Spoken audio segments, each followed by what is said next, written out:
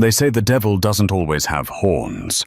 Sometimes he wears a bespoke Italian suit and sits across from you at a mahogany table. Caleb Sterling thought he was the king of the world. He held the pen like a weapon, laughing in his wife's face as he signed the divorce papers he believed would leave her destitute. He had the mistress, the company, and the billions.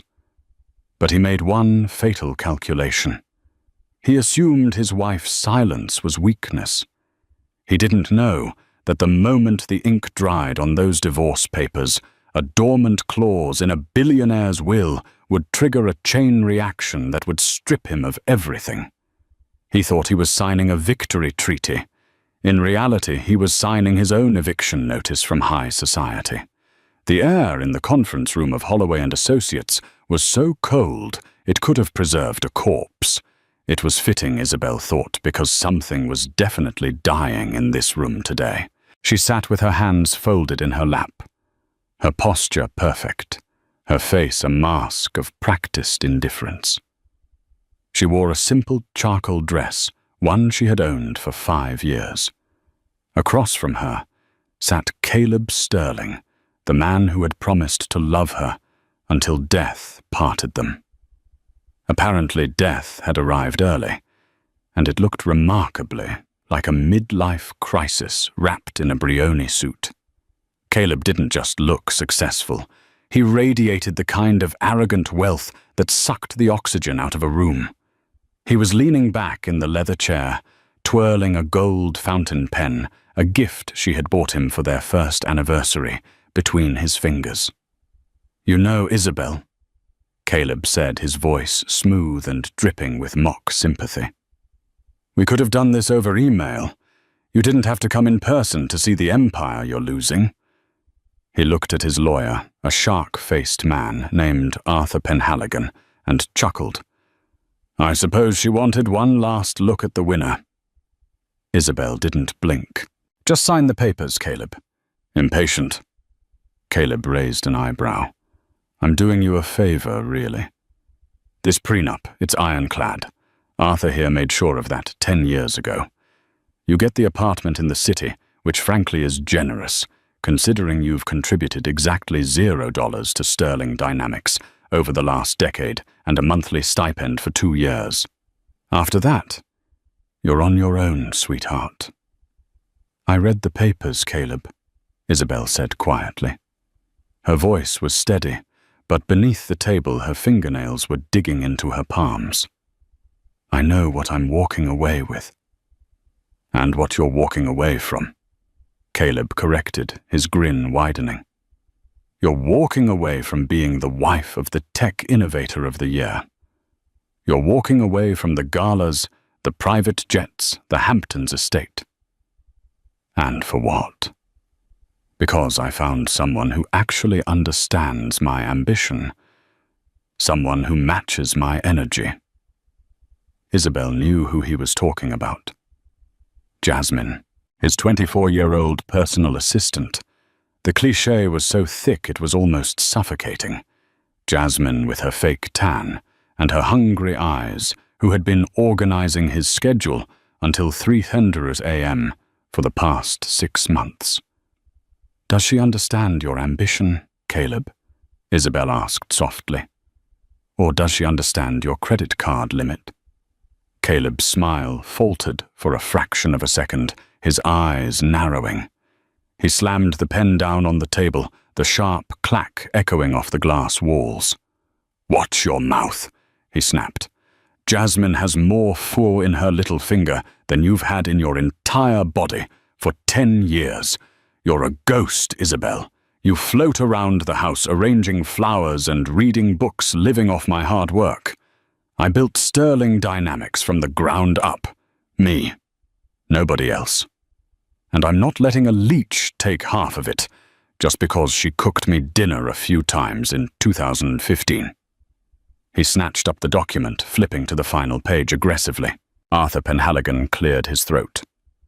"Mr. Sterling, just to reiterate for the record, by signing this you are formally dissolving the marriage. The assets remain strictly separated, as per the pre-nuptial agreement of 2014. Ms. Isabel waives all rights to future earning stock options in Sterling Dynamics and the Kensington properties. I know what it says, Arthur. Caleb scoffed. He looked at Isabel, his eyes gleaming with cruelty. Do you hear that, Isabel? You're waiving the rights to my future. He put the pen to the paper. The scratching sound was loud in the silence. He signed his name with a flourish, a large, sweeping signature that took up more space than necessary. Caleb Sterling. He threw the pen down and laughed. It was a cold, barking sound. Done. Free at last. He stood up, buttoning his jacket. You have 30 days to vacate the main residence. I'll have the movers send your things to the apartment. Don't take anything that isn't explicitly yours. I have an inventory list. Isabel slowly stood up. She picked up the pen he had discarded the anniversary gift. She looked at it for a moment, then looked at him. You really think you built it all yourself, don't you, Caleb? She asked. I know I did, he sneered. Now, if you'll excuse me, I have a celebration dinner to attend. Some of us have lives to live.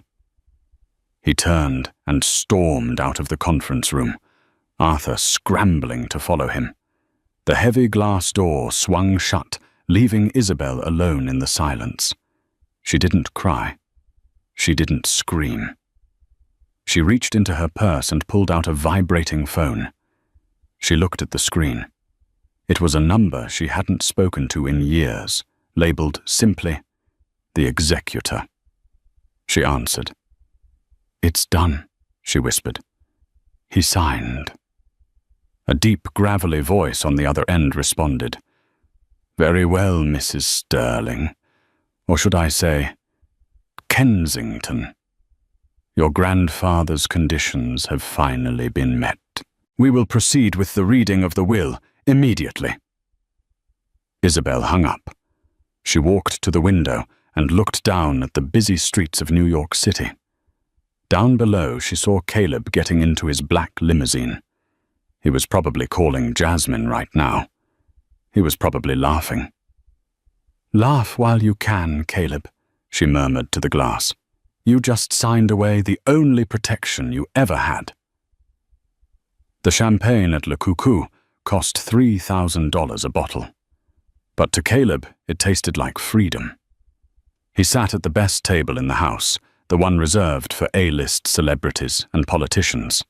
Across from him sat Jasmine. She was wearing a red dress that was specifically designed to garner attention, and it was working. Every eye in the restaurant was on them, and Caleb basked in it. To us, Jasmine purred, clinking her crystal flute against his. Her nails were freshly manicured, long and sharp, painted a deep crimson. And to getting rid of the dead weight. Caleb laughed, taking a long sip. God, I should have done it years ago. Seeing her face Jasmine. It was pathetic. She just sat there, didn't even fight. She knows she's nothing without me. She's probably crying into a pint of ice cream right now. Jasmine giggled. So tell me again about the house. When can we redecorate that Victorian drab she loved is hideous? Give it a month. Caleb waved his hand dismissively. The lawyers have to clear her junk out. Once she's gone, you can gut the place. Make it modern. Make it fit for a billionaire's wife. Jasmine's eyes lit up at the word wife. She reached across the table and squeezed his hand. You're the best baby. Sterling Dynamics is going to hit the stratosphere this quarter, isn't it? Stratosphere? Caleb scoffed. We're going interstellar. The new AI chip contract with the Defense Department is practically a done deal. Once that signs next week, the stock will triple. I'll be the richest man in the state, and I won't have to share a dime of it with Isabel. He pulled out his phone to check the stock ticker, a habit he couldn't break even during a romantic dinner. Sterling Dynamics, STR, plus 2.4%. Green arrows. Everything was coming up, Caleb. Suddenly, his phone buzzed with an incoming call. He frowned. It was an unknown number, but it had a priority tag used by high-level legal firms. "1 second, babe," Caleb said, holding up a finger. He answered the phone with his CEO voice, curt, authoritative, and impatient. "This is Caleb Sterling." "Mr. Sterling," a formal, dry voice spoke. "This is Alistair Blackwood, senior partner at Blackwood, Finch & Co." Caleb paused. Blackwood, Finch & Co. was not just a law firm. They were an institution. They represented old money, the kind of money that didn't shout. It whispered and governments fell. They were way above his usual pay grade. "I'm listening," Caleb said, his interest piqued. "I am contacting you regarding the estate of Mr. Archibald Kensington," the lawyer said. Caleb blinked. Kensington. The name sounded vaguely familiar. Then it clicked. Isabel's maiden name was Kensington, but she had told him her parents were middle-class nobodies who died in a car crash when she was 20. She never mentioned an Archibald. "I think you have the wrong number," Caleb said. "I just divorced a Kensington, but she doesn't have any family worth a damn." Mr. Archibald Kensington was Isabel's grandfather.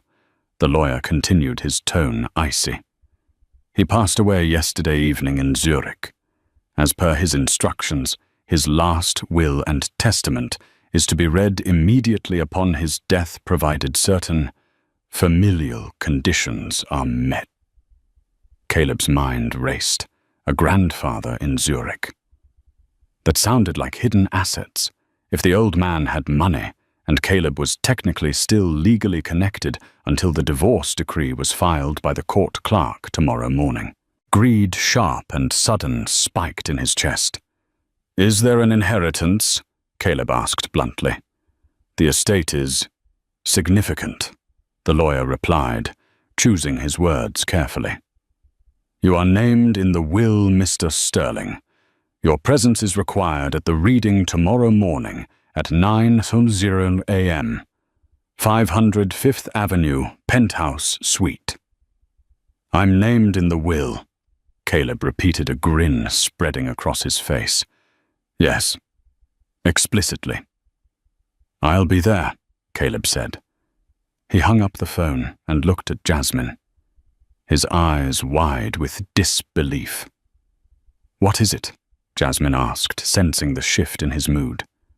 "You are not going to believe this," Caleb whispered, leaning in. "Isabel's grandfather just died. In Zurich. Apparently the old bat had money. And guess who is named in the will?" Jasmine gasped. Me." Caleb slammed his hand on the table triumphantly. "The old fool probably didn't know we were divorcing yet. Or maybe he liked me more than he liked his boring granddaughter. Imagine that, Jasmine. I divorce her, keep all my money, and then inherit a chunk of hers before the ink is even dry." "Oh my God, Caleb!" Jasmine squealed. "That is poetic justice. How much do you think it is? If he's using Blackwood and Finch, it's not peanuts. Maybe a few million, enough to buy you that yacht we talked about." He signaled the waiter for another bottle. "Keep them coming," he shouted. "We're celebrating a funeral." They laughed into the night, drunk on champagne and hubris. Caleb felt invincible. He had shed the wife, kept the company, and now he was about to get a final payout from her family tree. He didn't notice the man in the grey suit, sitting 3 tables away, watching him over the top of a newspaper. The man wasn't eating. He was just watching Caleb laugh. He pulled out a phone and sent a single text message. He has taken the bait. The trap is set. The next morning, the sun rose over New York City with a blinding brightness. But for Caleb Sterling, the darkness was just beginning to gather. He woke up with a slight hangover, but the adrenaline of the potential inheritance washed it away. He dressed in his most intimidating navy suit, checked his reflection in the mirror, and winked at himself. "Showtime, Caleb," he said. He left Jasmine sleeping in the silk sheets and took the elevator down to his driver. As the car navigated through the morning traffic toward Fifth Avenue, Caleb pulled up the news on his tablet. A headline caught his eye. "Unknown holding company, Aurora, acquires major tech debts." He scrolled past it. Financial mumbo-jumbo. He didn't care about debt. He cared about assets. He arrived at 500 Fifth Avenue at 8:55 a.m. The building was sleek, intimidating, and screamed power. He took the private elevator to the penthouse. When the doors opened, he expected a stuffy office. Instead, he walked into a room that looked more like a throne room. Floor-to-ceiling windows offered a panoramic view of the city. The walls were lined with books that looked older than the country itself. And there, sitting at the head of a massive oak table, was Isabel. Caleb stopped in his tracks. "What are you doing here?" Isabel didn't look like the woman from yesterday. She was wearing a black dress that fit her like armor. Her hair, usually tied back in a messy bun, was loose and cascading down her shoulders in elegant waves. She wore a necklace he had never seen before, a massive sapphire surrounded by diamonds that looked heavy enough to sink a ship. She didn't stand up. She simply gestured to the empty chair at the opposite end of the long table. "You're late, Caleb," she said. Her voice was different, deeper. It held a resonance of authority he had never heard. "I'm not late. I'm right on time," Caleb snapped, recovering his composure. He walked to the chair and sat down. "I assume you're here for the handouts, too. Did the old man leave you a few crumbs?" "Something like that," Isabel said, a faint, unreadable smile playing on her lips. Mr. Blackwood, the lawyer from the phone, stood by the window.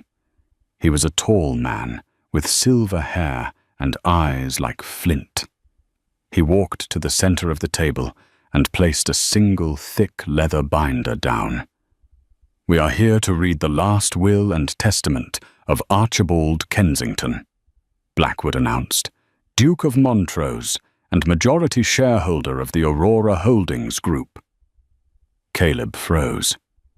Duke Aurora Holdings. He looked at Isabel. She was staring right at him, and for the first time in 10 years, Caleb Sterling felt a flicker of genuine fear. "Shall we begin?" Blackwood asked.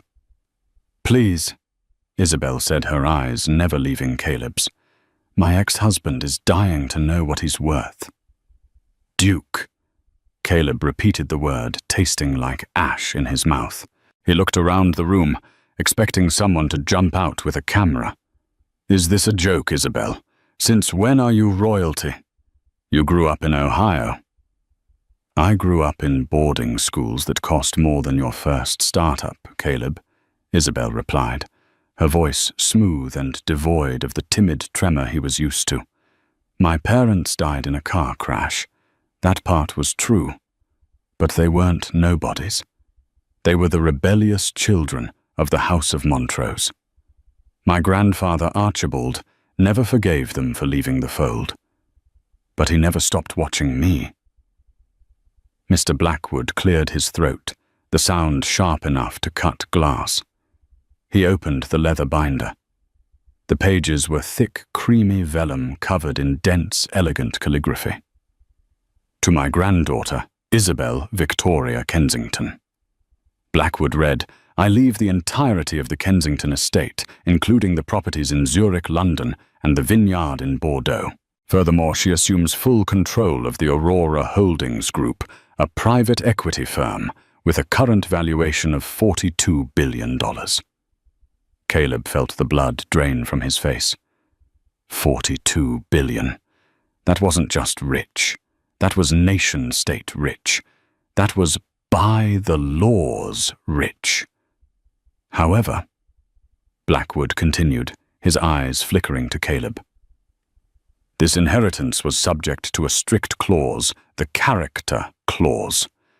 Isabel was not to access a single penny of the family fortune as long as she was married to a man of insufficient moral fiber. If the marriage dissolved due to the husband's infidelity or cruelty, the trust would unlock immediately upon the signing of divorce papers. Caleb's mouth fell open. You trapped me. I didn't make you cheat, Caleb, Isabel said, leaning forward. Her eyes were cold sapphires. I didn't make you laugh while you signed me away for a 24-year-old assistant. I gave you 10 years. 10 years to prove you were a good man. You failed every single day, but I stayed. I stayed because I hoped you'd change. But yesterday, you showed me exactly who you are. This is insane. Caleb stood up his chair, scraping loudly against the floor. I'll sue. I was married to you for a decade. I'm entitled to a portion of the marital appreciation. Sit down, Mr. Sterling, Blackwood barked. The authority in his voice was absolute. Caleb, to his own surprise, sat. We haven't gotten to your specific bequest, Mr. Sterling. Blackwood said, a cruel glint in his eye. Archibald was very specific about you.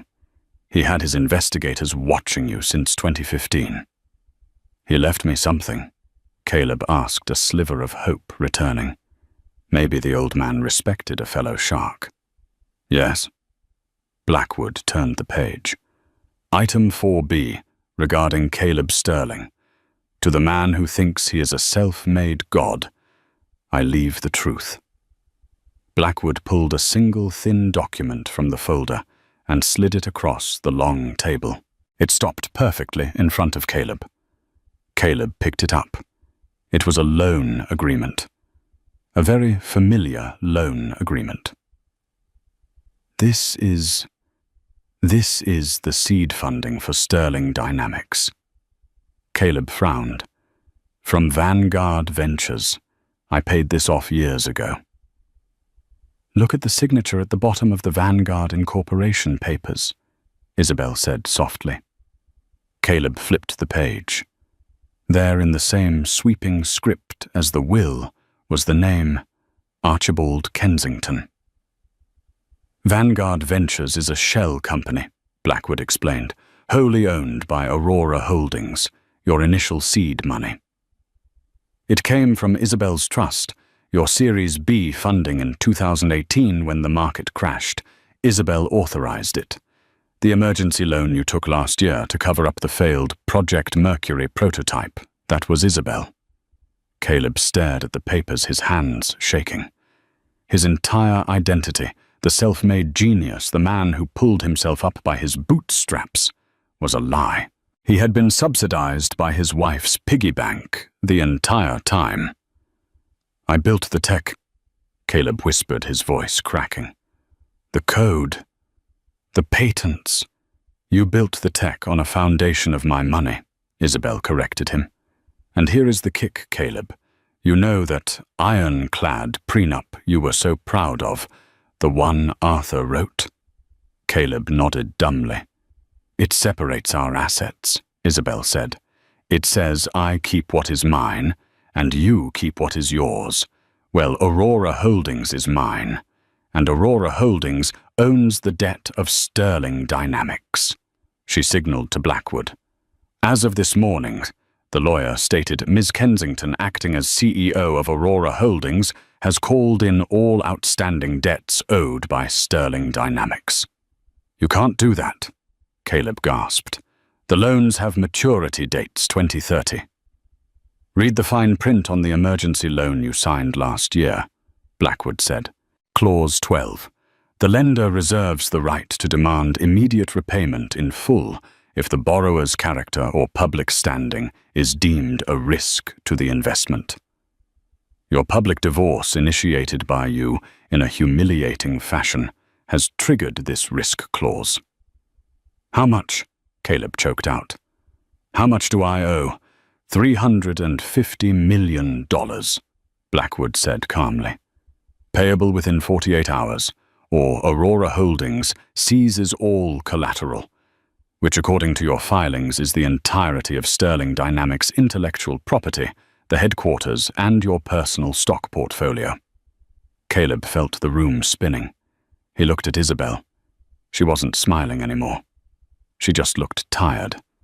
You laughed at me, Caleb, she said quietly. You told me I was a ghost. Well, you were right. I'm the ghost that's going to haunt you. Caleb stood up, stumbling slightly. I can fix this. I have investors. The defense contract. I'll get the money. Good luck, Isabel said, picking up her teacup. You have 47 hours, and... She checked her diamond watch. 14 minutes. Caleb turned and ran. He ran out of the penthouse, past the secretaries, and into the elevator. He needed to get to the office. He needed to call Jasmine. He needed a drink. But mostly he needed to stop the screaming in his head that sounded suspiciously like his own empire collapsing. The ride to the Sterling Dynamics headquarters was a blur of panic. Caleb was shouting into his phone, berating his CFO, a frantic man named Timothy Graves. "What do you mean, frozen?" Caleb screamed, his face pressed against the limo window. "Move the offshore accounts. Transfer the liquidity from the Cayman shell." "I can't. Caleb." Timothy's voice was high-pitched with hysteria. "The accounts are flagged. The SEC sent a notice 10 minutes ago. Someone tipped them off about the creative accounting on the Q3 report. They've frozen the corporate operational funds pending an audit." "Who tipped them off?" Caleb roared. "I don't know. But the audit order came from the top, high level. Caleb payroll is due on Friday. If we can't access the accounts, the engineers walk."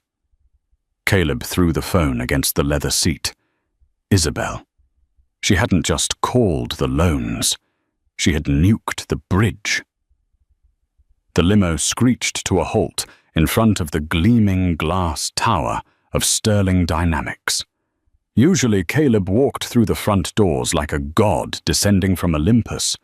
Today he practically fell out of the car. He stormed through the lobby, ignoring the startled greetings of the receptionists. He burst into the executive elevator and jabbed the button for the 40th floor. When the doors opened, he expected the usual hum of high-tech productivity. Instead, he found chaos. People were gathered in clusters whispering. Phones were ringing unanswered. Standing in the middle of the open-plan office was Jasmine. She wasn't organizing schedules. She was holding a banker's box, dumping the contents of her desk into it. Caleb marched over to her, grabbing her arm. "What are you doing?" Jasmine jumped, dropping a stapler. She looked at him, and for the first time her eyes held no adoration, no hunger, only fear and calculation. "I'm leaving, Caleb," she said, pulling her arm away. "Leaving? We're in the middle of a crisis. I need you to coordinate the PR team. We need to spin this divorce news before Isabel's team leaks it." "The news is already out, Caleb," Jasmine said, pulling out her phone. She shoved it in his face. It was a Wall Street Journal alert. Sterling Dynamics CEO in financial peril. Mystery holding company calls in massive debt. "And it's not just that," Jasmine hissed. "HR just sent a memo. Paychecks delayed indefinitely. Caleb, I have rent. I have a lease on that Mercedes you told me to get." "I'll pay for it," Caleb shouted, causing the entire office to go silent. "I'm good for it. I'm Caleb Sterling." "Are you?" Jasmine stepped back, clutching her box. "My friend in accounting says we're leveraged to the hilt. She says the company that owns our debt is Aurora. Isn't that the company you said Isabel's grandfather owned?" Caleb went pale. The office was listening. Every engineer, every coder, every intern was staring at him. Jasmine, come into my office. Caleb lowered his voice, trying to regain control. Baby, please. It's just a hiccup, a liquidity crunch. I'm fixing it. The defense contract signs tomorrow. That's $500 million up front. We'll be swimming in cash. Jasmine looked at him, searching for the confidence that usually made her knees weak. But she didn't see a billionaire titan anymore. She saw a sweaty, desperate man in a suit he could no longer afford. I can't take the risk, Caleb, she said. I'm 24. I can't be tied to a sinking ship. I'm sorry.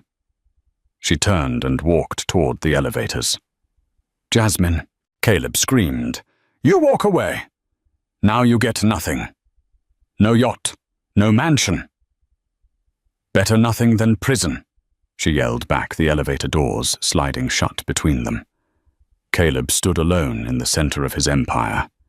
He felt the eyes of his employees boring into him. Get back to work, he bellowed at them. Everyone, or you're all fired. Nobody moved.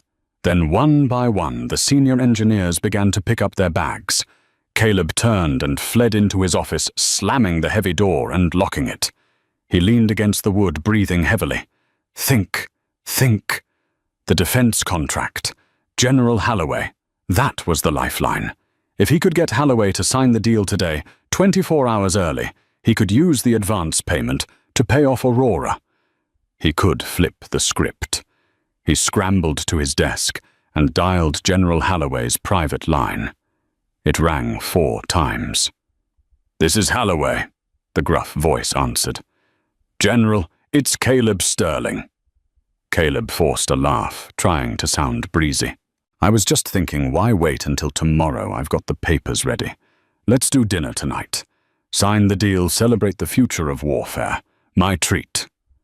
There was a long silence on the other end. Mr. Sterling, the general said, his voice dropping an octave. I was just about to call you.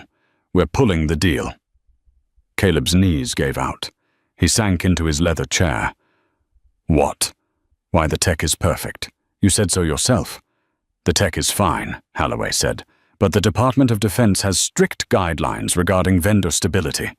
We received a dossier this morning. It concerns your solvency, and it concerns the ownership of your intellectual property. My IP is mine, Caleb cried. Not according to the lien holder, Holloway said. We've been informed that Aurora Holdings has placed a lien on your algorithms as collateral for unpaid debts. We can't sign a contract with a company that might not own its own product by Friday. It's a national security risk. General, please. The deal is dead, Caleb. Do not contact me again. The line went dead. Caleb dropped the phone. It clattered onto the mahogany desk. Dead. It was all dead. He stood up and walked to the floor-to-ceiling window. He looked out at the city he thought he owned. He saw a billboard in Times Square, visible from his office. It was an ad for a charity gala happening that night. The Kensington Foundation, gala supporting women in tech. The face on the billboard was Isabel's. She looked regal, powerful, and utterly untouchable. A rage built up in Caleb's chest, hot and blinding. She had planned this. She had timed it perfectly. She stripped him of his wife, his mistress, his company, and his future in the span of 12 hours. He grabbed a crystal decanter of whiskey and hurled it at the window. It shattered against the reinforced glass, amber liquid dripping down like tears. You think you've won, Isabel? He growled, his reflection distorted in the glass. I'm not done. I still have the cards you don't know about. He reached into his pocket and pulled out a small encrypted flash drive. The real dirt. The illegal data scraping he had done 2 years ago to get the edge on his competitors. The kind of data that could blackmail half the Senate. He had never used it because it was too dangerous. But now, he had nothing left to lose. He was going to burn it all down. He walked to his computer, plugged in the drive, and began to type. If he was going down, he was taking the whole industry with him. But as his fingers flew across the keyboard, a message popped up on his screen. A red box with a skull icon. System lockout initiated. Administrator access revoked. No, no, no. Caleb hammered the keys. A video window opened on his screen. It was a live feed. It showed the server room in the basement of the building. Men in dark suits were pulling hard drives out of the racks, and standing there directing them was a man Caleb recognized. It was Arthur Penhaligon, his own lawyer. Caleb grabbed his phone and called Arthur. Arthur answered on the first ring, looking directly into the security camera in the server room, waving at Caleb through the monitor. "Arthur." "What the hell are you doing?" Caleb screamed. "I'm mitigating liability, Caleb."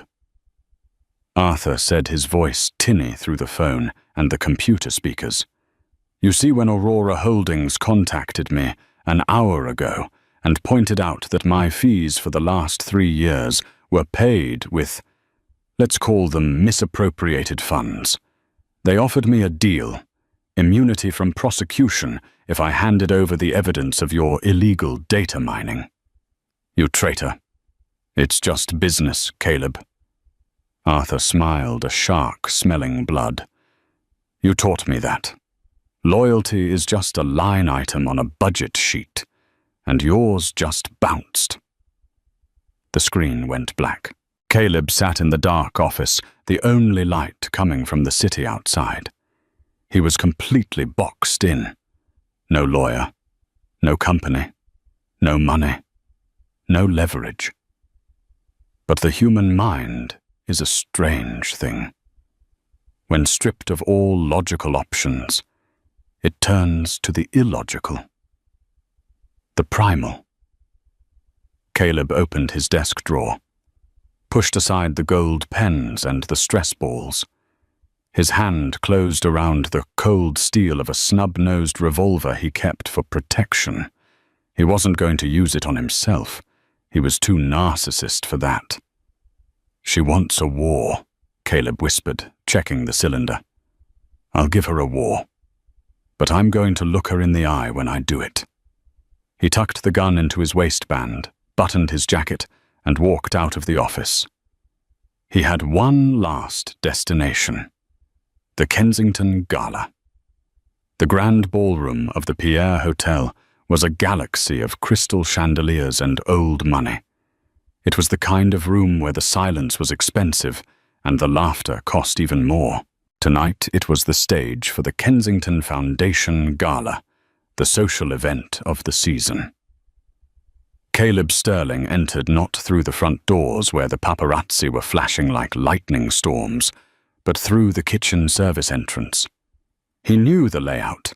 He had attended a dozen events here in his prime. But tonight, he didn't smell like cologne and success. He smelled of stale whiskey rain and cold sweat. He moved through the bustling kitchen, blending into the shadows, dodging waiters, carrying trays of caviar and foie gras. His hand brushed against the cold steel of the revolver tucked into his waistband. It was a heavy, reassuring weight against his skin.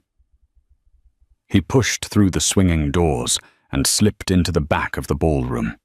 The sight that greeted him hit him like a physical blow. Everyone was there. The mayor, the governor, the tech rivals he had spent years trying to crush, the bankers who had denied him loans in the early days, and they were all looking in one direction, at the stage. Standing at the podium, bathed in a spotlight that made her skin glow like porcelain, was Isabel. She looked magnificent. She wore a gown of midnight blue velvet that hugged her figure, a stark contrast to the invisible housewife she had been for 10 years. She spoke with a confidence that commanded the room, her voice amplified by the speakers, crisp and clear. "For too long," Isabel was saying, We have allowed innovation to be driven by greed rather than humanity.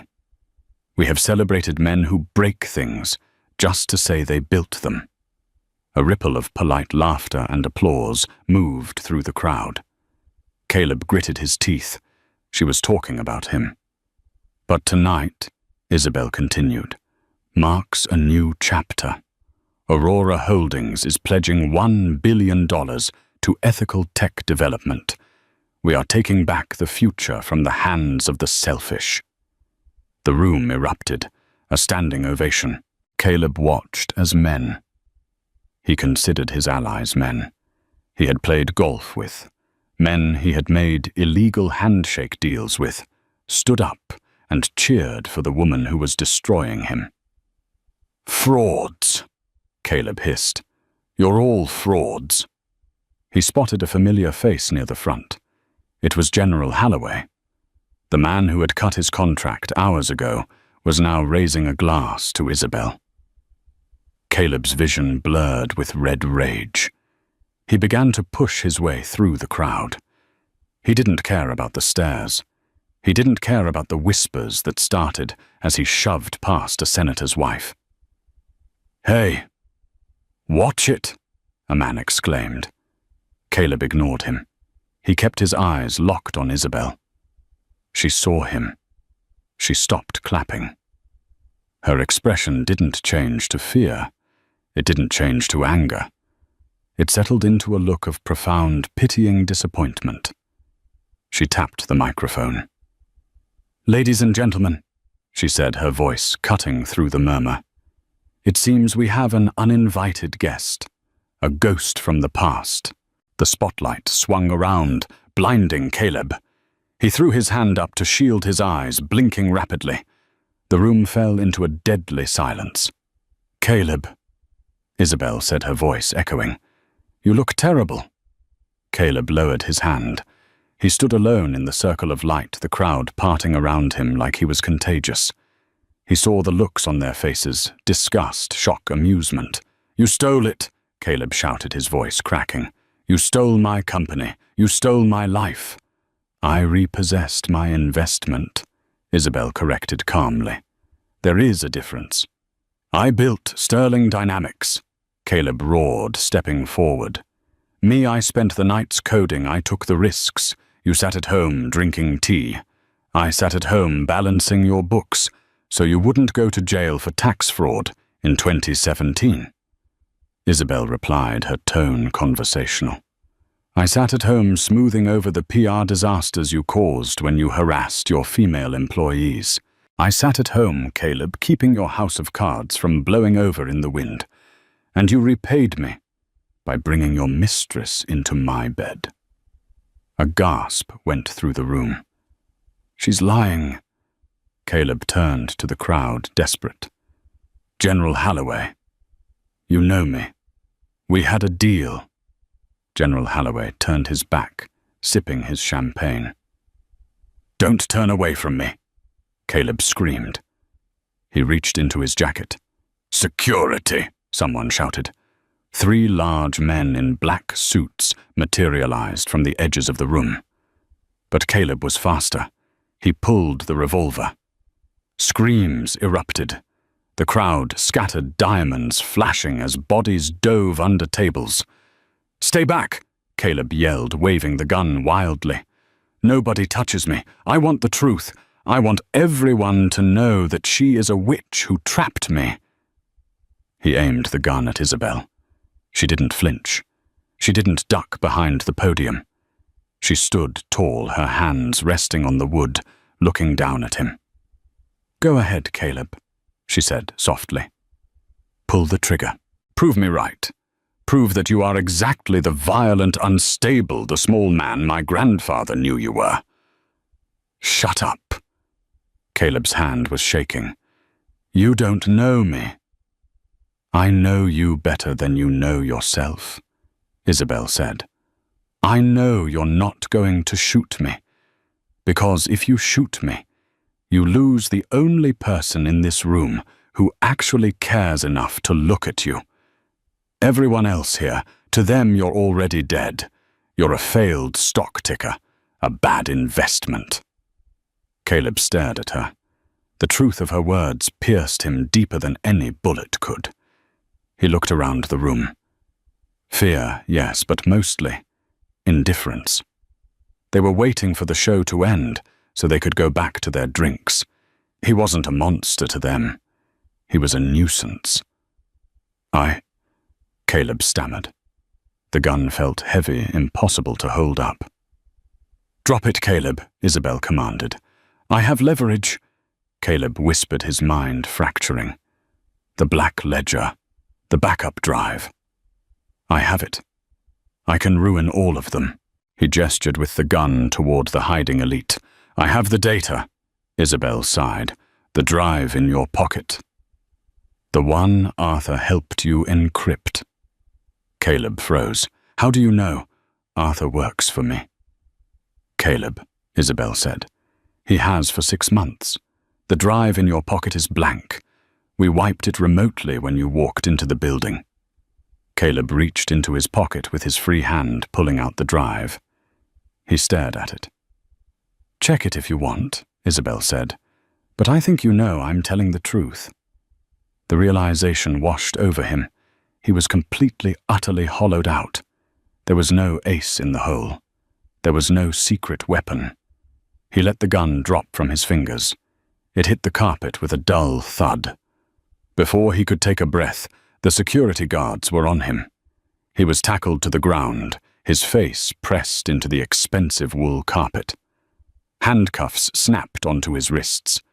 As he was dragged to his feet, he looked up at the stage one last time. Isabel wasn't looking at him anymore.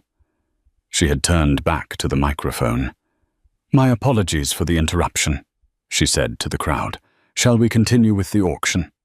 The applause started again, louder than before. Caleb was dragged out of the ballroom, the sound of clapping following him like a funeral dirge. They didn't take him to the police station. Not yet.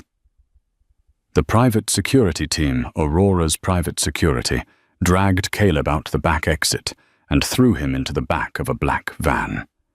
He sat there in the dark, handcuffed, shivering, as the adrenaline crashed, leaving him with a headache that felt like a drill in his temple. The van drove for 30 minutes. When it stopped, the doors opened to reveal a rain-slicked alleyway in an industrial district of Queens. "Get out!" a guard grunted. Caleb stumbled out onto the wet asphalt. "Where are we?" "Are you going to kill me?" The guard laughed. "Miss Kensington doesn't want you dead, Mr. Sterling. Dead men don't suffer. She just wants you to understand your new position in the food chain." The guard reached into the van and tossed a plastic bag at Caleb's feet. "Your personal effects. Phone, wallet, keys." Caleb scrambled to pick them up with his cuffed hands. Wait, they had unlocked the cuffs before shoving him out. He rubbed his wrists, grabbing the phone. "My car?" Caleb asked. "Impounded," the guard said, climbing back into the van. "Good luck, Caleb." The van sped off, splashing dirty water onto Caleb's trousers. Caleb stood alone in the rain. He checked his phone. Dead battery. He checked his wallet. His credit cards were there. He let out a breath of relief. He could get a hotel. He could charge his phone call a lawyer who wasn't Arthur, and figure this out. He was Caleb Sterling. He could rebuild. He walked 3 blocks until he found a grimy 24-hour bodega. He bought a charger and a bottle of water. When he went to pay, he slapped his sleek black Amex on the counter. The clerk swiped it. Beep. Declined. Caleb frowned. Try it again. It has no limit. Beep. Declined, buddy. It says pick up card. Try the Visa. Caleb snapped, handing over another card. Beep. Declined. The MasterCard. Beep. Declined. The clerk looked at him with suspicion. You got cash, or you just wasting my time? Caleb opened the billfold of his wallet. It was empty. He patted his pockets. Nothing. The cash he usually carried had been in his jacket pocket, which he must have left in the limo or... No. The security guards. They must have taken the cash. I need to make a call, Caleb pleaded. Payphone outside. The clerk pointed. Quarters only. Caleb walked out, defeated. He didn't have a quarter. He sat on the curb, the rain soaking through his expensive Italian suit, ruining it beyond repair. He was homeless. He was penniless. And he was in Queens. A thought occurred to him. Jasmine. She had left him, yes. But they had a history. She had a heart somewhere beneath that ambition. She had an apartment in Brooklyn, an apartment he had paid the deposit for. She wouldn't leave him on the street. He needed to get to Brooklyn. He spent the next 3 hours walking. His dress shoes blistered his feet. His hair was plastered to his skull. He was catcalled by teenagers and barked at by strays. By the time he reached Jasmine's building, it was 3 toujours a.m. He buzzed her intercom. No answer. He buzzed again. And again. Finally a voice crackled through. Who is it? Jasmine, it's me. It's Caleb. Silence. Jasmine, please. They took everything. My cards are frozen. I just need a place to sleep. Just for tonight. I'll figure it out tomorrow. Caleb. Her voice sounded strange, tight. Yes, baby, it's me. Open the door. I can't. Why not? Because he is here. Caleb froze. Who is he? My new boyfriend, Jasmine said. Look, Caleb, you need to go. If he finds you here. You have a new boyfriend. It's been 12 hours, Caleb screamed at the intercom. Who is he? Does he have more money than me? Actually, a male voice came over the intercom. A voice Caleb recognized. It was Timothy Graves, his CFO, the man who had been panicking on the phone earlier. Timothy, Caleb whispered. Hey, Caleb, Timothy said, sounding remarkably calm. Sorry about this, but when the ship sinks, you grab the nearest life raft. Jasmine and I, well, we found we have a lot in common, mostly a desire to stay employed by Aurora Holdings. You're working for her. Isabel offered me a retention bonus, Timothy explained.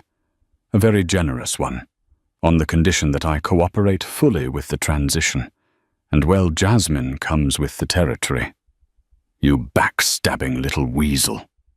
Caleb kicked the door. I made you. You yelled at me, Timothy corrected. And you underpaid me. Go home, Caleb. Oh, wait, you don't have one. The intercom clicked off. Caleb slid down the brick wall until he hit the pavement. He pulled his knees to his chest. He had laughed. That's what he remembered most vividly now. Sitting in that conference room, twirling his pen, laughing at Isabel's silence. He had thought her silence was submission.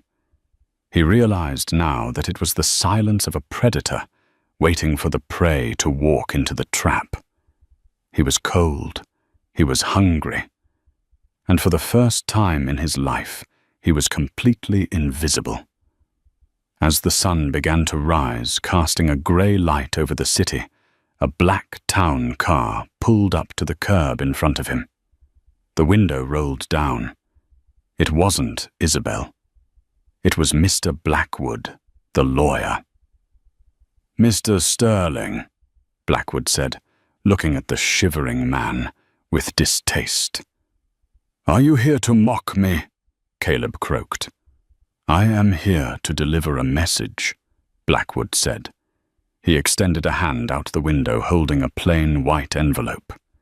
Caleb reached out with trembling fingers and took it. What is this, Wolves?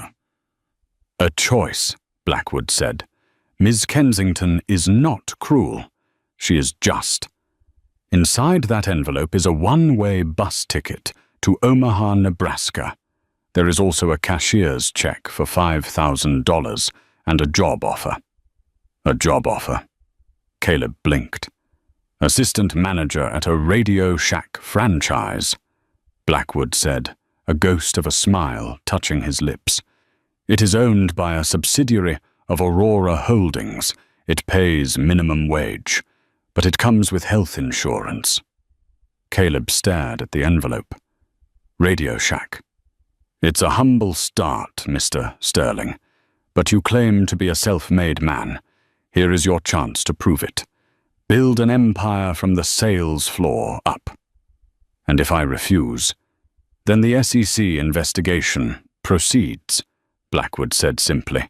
The prison term for the fraud we uncovered on your drives is approximately 15 to 20 years. The choice is yours, Omaha or Ossining. The window rolled up. The town car drove away, disappearing into the morning mist. Caleb sat on the curb, holding the envelope. He looked at the Manhattan skyline across the river, the towers of glass and steel where he had once been a king. He looked at the bus ticket. Departs Port Authority, 7:00 a.m. He had an hour. He stood up his joints, popping his body aching. He didn't look back at Jasmine's apartment. He didn't look back at the city. He turned and began to limp toward the subway station. The laughter was gone. All that was left was the long, hard road of reality. 6 months later, the winter wind in Omaha, Nebraska cut through the thin polyester of Caleb's red polo shirt. The name tag pinned to his chest read, Caleb, trainee. He stood behind the counter of the electronics store, staring at a wall of mid-range televisions. On the screens, a global news network was broadcasting a special report on the Tech Philanthropist of the Year. It was Isabel. She was standing in a vineyard in Bordeaux, holding a glass of wine, laughing with a group of smiling investors. She looked younger, lighter, and radiantly happy. The chyron beneath her read, Isabel Kensington, the woman who saved ethical tech. "Hey, buddy," a customer shouted, snapping his fingers in front of Caleb's face. "I said, do you have these batteries in a AA?" Caleb blinked, pulling his eyes away from the screen. In his old life, he would have had this man escorted out by security for breathing too loudly. In his old life, he was a god. "I'm sorry, sir," Caleb said, his voice humbled by the months of solitude and minimum wage. "Aisle 4, bottom shelf." "About time," the customer grumbled, wandering off. Caleb looked back at the screen, just as the camera zoomed in on Isabel's face. For a split second, it felt like she was looking right through the lens, right across the ocean, and straight into this dusty store in a strip mall. She didn't look angry anymore. She just looked free. Caleb looked down at his hands. They were rougher now, calloused from unloading delivery trucks. He picked up a scanning gun and got back to work. He had lost the billions, the suits, and the fame. But as he stocked the batteries on the bottom shelf, he realized he had gained something he never had when he was at the top, the knowledge of what things actually cost. He was starting from zero. And this time, he would have to build it himself. Wow, what a journey. From the heights of a Manhattan penthouse to the humble aisles of an electronics store in Nebraska, Caleb Sterling certainly learned the hard way that you should never bite the hand that feeds you, especially when that hand belongs to a secret heiress like Isabel. It's a classic reminder that arrogance is a heavy debt, and eventually life comes to collect with interest. Caleb thought he was the king of the world, but he forgot that a king is nothing without his kingdom. And Isabel held the keys to the castle all along. If you enjoyed this story of dramatic revenge and karmic justice, please smash that like button. It really helps the channel grow. What do you think? Did Caleb deserve his fate in Omaha? Or was Isabel too harsh? Let me know your thoughts in the comments below. I read every single one. And don't forget to subscribe and hit the notification bell so you never miss out on our next story. Thanks for watching, and I'll see you in the next video.